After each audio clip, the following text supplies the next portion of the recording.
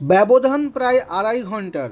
রাজ্যে মহিলা ভোট নিয়ে একই দিনে আসরে নেমে পড়লেন দুই যুযুধান নরেন্দ্র মোদী এবং মমতা বন্দ্যোপাধ্যায়।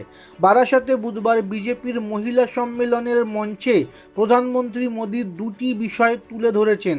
এক, সন্দেশখালির প্রসঙ্গ তুলে মোদী বোঝাতে চেয়েছেন বাংলায় মহিলারা কী দুর্দশায় রয়েছেন, এবং দুই, গোটা দেশের মহিলাদের স্বনির্ভর করার জন্য তার নেতৃত্বাধীন কেন্দ্রীয় সরকার কী কী প্রকল্প নিয়েছে, তার কী কী বাস্তবায়িত হয়েছে।